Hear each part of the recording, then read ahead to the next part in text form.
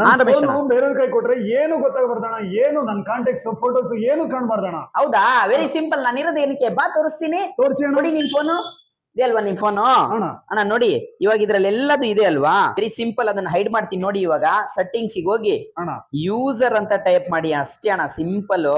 Okay ಬಂತಣ್ಣ ಇಲ್ಲಿ ಅಣ್ಣ. User, Okay. ಇದ್ರಲ್ಲಿ ಮಲ್ಟಿಪಲ್ ಯೂಸರ್ ಅಣ್ಣ. ಅಣ್ಣ ಅಣ್ಣ ಓನರ್ ಅಂತ ಇದ್ರೆ ಎಲ್ಲ ಬರುತ್ತೆ. ಅಣ್ಣ ಜಸ್ಟ್ ನೀವು ಸೆಲೆಕ್ಟ್ ಮಾಡ್ಕೊಂಡು ಎಂಟರ್ ಕೊಟ್ಬಿಟ್ರೆ ಒನ್ ಟೈಮ್ ಫೋನ್ ಈ ತರ ಆಗುತ್ತೆ.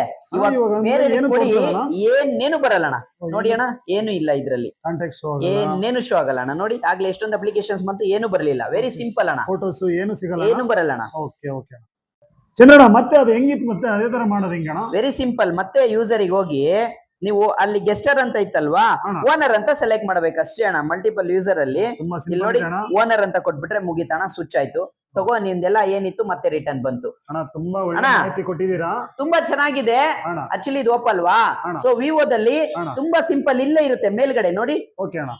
ಇದನ್ನ ಜಸ್ಟ್ ಕ್ಲಿಕ್ ಮಾಡಿ, ಗೆಸ್ಟರ್ ಓನರ್ ಬಂತ, ಓನರ್ ಕೊಟ್ರೆ ಆಸ್ ಇಟ್ ಈಸ್ ಇರುತ್ತೆ, ಗೆಸ್ಟರ್ ಕೊಟ್ರೆ ಸೇಮ್ ನಾನ್ ನಿಮ್ ಫೋನ್ ಅಲ್ಲಿ ಹೇಗೆ ತೋರಿಸಿದೆ ಆ ತರ ಆಗುತ್ತೆ. ಇಂಥದ್ದು ಇನ್ಫಾರ್ಮೇಶನ್ ಗೆ ನಮ್ಮ ಪೇಜ್ ಫಾಲೋ ಮಾಡಿ ಅಷ್ಟೇ, ಶೇರ್ ಮಾಡಿ, ಬೇರೆಯವ್ರಿಗೂ ಯೂಸ್ ಆಗುತ್ತೆ ಅಣ್ಣ